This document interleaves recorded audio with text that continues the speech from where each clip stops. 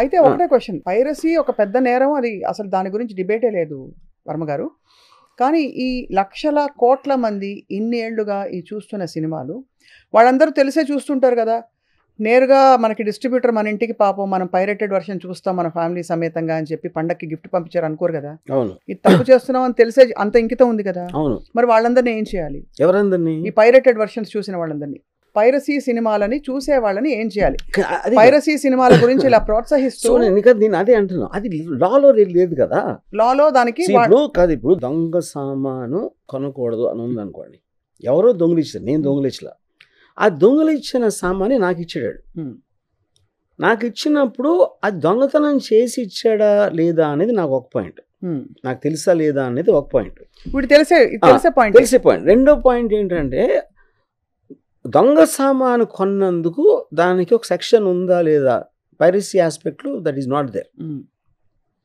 ఇప్పుడు మీకు డ్రగ్స్లో కూడా యూజర్కి పనిష్మెంట్ ఉండదు, వాడు దాన్ని మళ్ళీ అమ్మటము అలాంటి చేస్తేనే ఉంటుంది. So they are considered person, the consumer will always be safe in the context. కాకపోతే కన్స్యూమర్ డిమాండ్ బట్టే వస్తుంది. ఇప్పుడు ఏం చేస్తారు వీళ్ళందరూ, హీరోస్ అందరూ కూడా పైరసీని ప్రోత్సహించకండి, సినిమా ఇండస్ట్రీని బతికించండి అంటారు. యాక్చువల్ ట్రూత్ ఏంటంటే, పైరసీ అనేది లేకపోతే డబ్బులు ఇంకా ఎక్కువ వస్తాయి, ఎక్కువ వస్తే రెమ్యూనరేషన్ ఇంకా ఎక్కువ పెరుగుతుంది. కానీ ఇప్పుడు నేను ఒక హీరో ఫ్యాన్ అయితే ఆ హీరో ఫ్యాన్ సంబంధించిన సినిమాని నేను తక్కువ కాస్ట్లో చూడాలి అనుకుంటాను, కానీ నా డబ్బులు ఇచ్చేసి అక్కడికి ఇంకా ఎక్కువ డబ్బులు రావాలని ఎవడు అనుకోడు. అది మనిషి స్వార్థం, నేచర్లో ఉండే ఇది. అది ఎంత ఫ్యాన్ అయినా సరే. అంటే ఇప్పుడు ఆడికి ఫ్యాన్ క్వశ్చన్ కూడా కాదు, సినిమా చూడటం అనేది మీరు ఒక ప్రోడక్ట్ తీసుకుంటున్నారని మీకు ఎంజాయ్మెంట్ కోసమే కదా తీసుకునేది. నా డబ్బులు నేను పోగొట్టుకుని హీరోకి ఇంకా డబ్బులు రావాలని ఎందుకు అనుకుంటాడు ఎవడైనా? So fundamentally that is coming from the people. Anything which is going to be, అప్పుడు వాడికి పైరసీ సినిమా చూస్తే నాకు శిక్ష లేదు, నాకేమీ పనిష్మెంట్ రాదు అని తెలిసినప్పుడు వాడు చేస్తాడు. అప్పుడు అంత మార్కెట్ ఉంది తెలిసినప్పుడు ఎవరో కూడా ఐబొమ్మ రవియో ఇంకోళ్ళు వాడు ఆ రిస్క్ తీసుకుంటారు గ్యారంటీ. అది నెక్స్ట్ అడగబోతుంది అదే. ఇప్పుడు ఏదైతే రూట్ ఆఫ్ ద ప్రాబ్లం ఉందో, ఎందుకు చూస్తున్నారు ఇలాగ పైరేటెడ్ వర్షన్స్ అని తెలిసి కూడా? ఒకటి, శిక్ష ఇంప్లికేషన్స్ లేవు కాబట్టి పైరేటెడ్ వర్షన్స్ చూసే వాళ్ళకి. రెండు, మీరు అన్నట్టు ఫ్రీగా వస్తుంది కాబట్టి చూస్తున్నారు. మూడోది, అఫ్ కోర్స్ మనం ఒప్పుకోకపోయినా థియేటర్కి వెళ్తే అఫోర్డబిలిటీ లేని వాళ్ళే ఇలాంటి వాళ్ళు ఎక్కువ చూస్తారు, లేదు టైమో ఏదో లేని వాళ్ళు. మరి వాళ్ళ ఆ కోర్ ప్రాబ్లమ్ సాల్వ్ చేయకుండా ఒక ఐబొమ్మ రవిని అరెస్ట్ చేస్తే పైరసీ సమస్య ఆగిపోతుందా ఇస్ ఎ క్వశ్చన్. పైరసీ సమస్య ఆగిపోకపోవచ్చు, కానీ అది కూడా చేయకపోతే అసలు మొత్తం వదిలేసినట్టే కదా. డెఫినెట్ గా చేయాలి. దాని మొలాన ఆగుతుందా, ఎంత అవుతుంది, మళ్ళీ అసలు అతను యాక్చువల్గా అతన్ని కన్విక్ట్ చేయగలుగుతారా లేదా కూడా ఐఎమ్ నాట్ వెరీ షూర్. ఇప్పుడున్న రూల్స్ దాంట్లో అతనికి ఉన్న at least not to my knowledge. Why? ఎందుకంటే that is about 7 years below case. అది ఇప్పుడు ఇన్వెస్టిగేషన్లో అది ప్రూవ్ అవటానికి, ఇప్పుడు మన దేశం ఎలా ఉందంటే, నిటారీ కిల్లింగ్, ఒక 40-50 మందిని చంపేసిన వాళ్ళ కేసు ఢిల్లీలో 18 సంవత్సరాలు ట్రయల్ జరిగి ఫైనల్గా ఎక్విట్ చేశారు, ఎవిడెన్స్ లేదు. ఇది అంత భయంకరమైన ఇది, అంటే కొట్టొచ్చినట్టు ఆనవాళ్ళకి. అలాంటిది ఇప్పుడు ఎవరు ఎక్కడ సర్వర్లో పెట్టారు, ఇది అన్ని ఊరికని ఇనీషియల్గా మీకు మీడియా పబ్లిసిటీలో వచ్చేస్తుంది, కానీ ఆ కాంట్రాక్ట్స్ ఇతన్ని ఏమైనా చేయగలుగుతారా లేదా అని కూడా నాకు ఐఎమ్ నాట్ షూర్ అండి. I'm not aware of all the details of that. Right. ఇంకోటి ఏంటి, ఇతను ఇక్కడికి వచ్చాడు, రాకపోతే పర్టికులరా ఇంకెప్పటికి, అది కూడా పాయింటే కదా. కరెక్ట్. ఇప్పుడు ఎవరన్నా క్రైమ్ చేస్తే ఎక్స్ట్రాడిషన్ ట్రీటీ, ఇప్పుడు ఇందులో ఉన్న ఇప్పుడు టెక్నాలజీతో వచ్చిన ప్రాబ్లం ఏంటంటే, మనకి లాలో ఉన్న ప్రొవిజన్స్ చాలాసార్లు ఇన్ఎడిక్వేట్ అయిపోతాయి కొత్త టెక్నాలజీ వచ్చినప్పుడు. అవును, కరెక్ట్. సో ఇప్పుడు ఫర్ ఎగ్జాంపుల్ ఒక cinema, I think it's Pawan Kalyan, ఆడ ఎవడో ఎడిటింగ్ కూడా గర్ల్ ఫ్రెండ్గా చూపించడానికి ఆడ తీసాడు, అది చూపించాడు, అది అక్కడ లీక్ అయింది. ఇప్పుడు that's a very difficult case to actually see. ఎందుకంటే నేను మీ ఇంటికి వచ్చి బంగారం దొంగిలించాను, నేను తీసుకెళ్ళిపోయా, దట్ ఈస్ థెఫ్ట్. నేను మీ ఇంటికి వచ్చి బంగారం తీసుకుని రోడ్డు మీద పెట్టాను అనుకోండి, రోడ్డు మీద వేరే వాళ్ళు తీసుకెళ్ళారు, ఆడ దొంగిలించారు, వాళ్ళకి రోడ్డు మీద దొరికింది. సో అప్పుడు అది నా ఇంటెంట్ ఏ సెక్షన్ కింద వస్తుంది? అంతే కదా. అప్పుడు ఏంటి, దాంట్లో ఒక ఇది ఉంది, మెలీషియస్ మిస్చీఫ్ అని ఉంది ఒక సెక్షన్. అంటే దాన్ని చాలా అచ్చ తెలుగులో చెప్పాలంటే చిలిపి. ఇప్పుడు చిలిపి పనికి ఎంత శిక్ష వేస్తారు మీరు? అంతే కదా. సో ఇప్పుడు ఎయిర్పోర్ట్కి అక్కడికి ఫోన్ చేసి బాంబ్ అని చెప్పాడు అనుకోండి, ఇంటెలిజెన్స్ ఇన్ఫర్మేషన్ అది సీరియస్గా తీసుకోవాలి. అవునంతే, వాళ్ళు గబగబా అన్ని చేసేసి తీసుకుని లేదు. అప్పుడు ఎవడైతే ఫోన్ చేయండి అరెస్ట్ చేస్తే వాడు పెట్టలేదు బాంబు, వాడికి చంపే ఉద్దేశం కూడా లేదు, ఆడి చిలిపి పని అది బేసిక్గా. సో ఈ టెక్నాలజీ తోటి ఇలాంటి అన్నీ ఓపెన్ అవుతాయి. You don't know where to do what and this and that.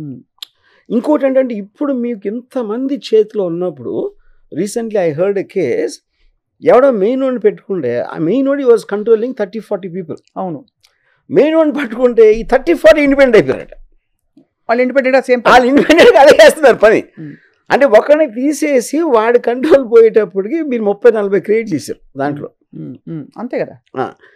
Third thing ఏంటంటే ఎంత సీరియస్గా తీసుకుంటారు. ఇప్పుడు ఫర్ ఎగ్జాంపుల్ నేను నా పర్సనల్ ఎక్స్పీరియన్స్ చెప్తాను. నేను వీడియో లైబ్రరీ నడిపాను, సినిమా డైరెక్టర్ అవుతున్నాను. ఇప్పుడు ఒక పర్టికులర్ టైంలో టాస్క్ ఫోర్స్ వాళ్ళు వచ్చి రైడ్ చేశారు. ఎందుకు రైడ్ చేసేవారు? Video piracy. అదే వీడియో పైరసీ కోసం. పైరసీ కాబట్టి మీకు పైరసీ ఆఫ్ కోర్స్ అని నా దగ్గర ఒక 500 క్యాసెట్స్ సీజ్ చేశారు. వీళ్ళు సెంట్రల్ ఫోర్స్ అంటే సిటీకి అక్కడ వెళ్ళి పంజాగుట్ట పోలీస్ స్టేషన్లో కేసు రిజిస్టర్ చేసి అప్పగిచ్చారు నన్ను, ఇంకొక 5-6.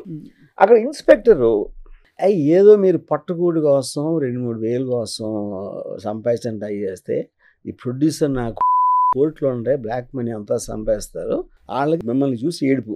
ఇన్స్పెక్టర్ అన్నాడు ఇది మీతోట. ఇప్పుడు technically what we did is crime. అవును, కానీ అతని హ్యూమన్ బీయింగ్గా అతని పాయింట్ ఆఫ్ వ్యూలో అతనికి నా మీద ఎక్కువ సింపతి ఉంది. నేను నా పక్కన అక్కడి నుంచే రాబిన్ హుడ్ ఇష్యూ వస్తుంది. అది కరెక్ట్. అప్పుడు ఏమవుతుంది, డబ్బులు ఉన్నోడికి కొంత డబ్బులు పోతే ఏంటంట అనే ఒక ఫండమెంటల్ ఇష్యూ ఉంటుంది. అంతే, మీకు 10 కోట్లు వచ్చి రావాల్సింది 8 వచ్చింది అనుకోను, 8 వచ్చాయి కదా తృప్తిపడి అంటారు. అది కోట్లే కదా. కానీ అప్పుడు మీరు 1000 రూపాయలు సంపాదించేవాడికి కోట్లు అనే ఫిగర్ అంటే దిమ్మ తిరిగిపోతుంది అసలు. So that jealousy aspect and ununderstandable pattern of that kind of a wealth నుంచి ఈ సపోర్ట్ వస్తుంది. ఇంకోటి ఏంటి, ఇప్పుడు ఐబొమ్మని వాడుకుని ఆ అడ్వర్టైజ్మెంటా లేకపోతే కరస్పాండింగ్ వేరే బెట్టింగ్ యాప్ ఇలాంటివి సంపాదిస్తే ఆ డీటెయిల్స్ నాకు అర్థమవు కదా. నాకు ఫ్రీగా ఇస్తున్నాడు, నాకు కావాల్సింది నాకు ఫ్రీగా ఇస్తున్నాడు, నా దగ్గర డబ్బులు తీసుకోకుండా. అవును, అది వాడు చూస్తాడు. కానీ వాడు ఇంకా ఏం చేస్తున్నాడు అనేది ఎవరికి అర్థమవుతుంది?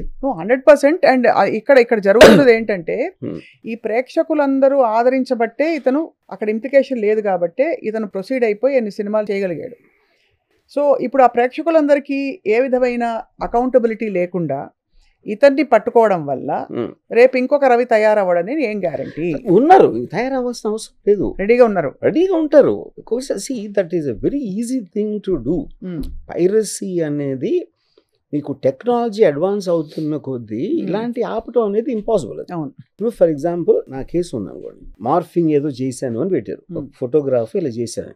ఇప్పుడు మీరు ఇంటర్నెట్లో చూస్తే ఏ వీడియోస్ మార్ఫింగ్ తప్ప వేరే లేవు అసలు వీడియో. అంతే. అవును, మీరు ఎవరిని పట్టుకుంటారు, ఎక్కడ పట్టుకుంటారు, ఎవరి మీద కేసు పెడతారు. That becomes a part of life after some time. అవును. సో పైరసీ అనేది 30 years నుంచి ఉంది. With the invention of the video cassette, VHS video cassette time నుంచి ఉంది పైరసీ. అది ఇంకా part of the eco system లాగా తీసుకోవాలి. ఇప్పుడు ఐబొమ్మ రవి దొరికి కొంచెం నాయిస్ వస్తుంది. కానీ ఆ టెక్నో ఇప్పుడు ఇంకో పాయింట్, ఇప్పుడు ఇక్కడ పట్టుకున్నది హైదరాబాద్ వచ్చాడు, హైదరాబాద్ రాకపోతే ఎప్పుడు పట్టుకోలేమనే కదా అర్థం. అంతే, అది కరెక్ట్. అలాంటప్పుడు ఇది నేర్చుకుని చేసేవాడు ఎవరు రాదు, మళ్ళీ అది లెసన్ నేర్పుతుంది ఇప్పుడు చేసింది. అంతే, ఈసారి ఇండియా రాకుండా చూసుకుంటారు. అంతే. ఎందుకంటే ఇది ఐబొమ్మ 1 అని ఇంకోటి ఏదో స్టార్ట్ అయిపోయిందట. ఇప్పుడు మీకు పెద్ద టెర్రరిస్టులు ఎక్స్ట్రాడిషన్ ట్రీటీ ఉంటుంది, ఇంకొక కంట్రీలో ఉన్నాడు, సిటిజన్షిప్ అక్కడ చేసాడు అది. ఇక మీ జ్యూరిస్డిక్షన్ రావడానికి కూడా ప్రాబ్లం వస్తుంది. ఇప్పుడు పెద్ద దావుద్ ఇబ్రాహింలు ఇలాంటి క్రిమినల్స్ కూడా మీకు ఎక్స్ట్రాడిషన్ ట్రీటీ లేదు కాబట్టి అంత సివియర్ క్రైమ్స్ చేసిన కూడా మనం తీసుకోవడం ఇంకో కంట్రీ నుంచి. దీన్ని ఆయన తీసుకొస్తాం. అఫ్కోర్స్ మిలియన్స్ ఆఫ్ పీపుల్ చూస్తారు.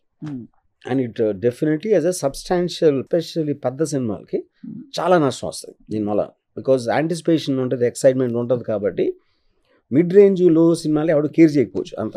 సుమన్ టీవీలో మీ పర్సనల్ అండ్ బిజినెస్ ప్రమోషన్స్ కోసం కింది నెంబర్కి కాంటాక్ట్ చేయండి.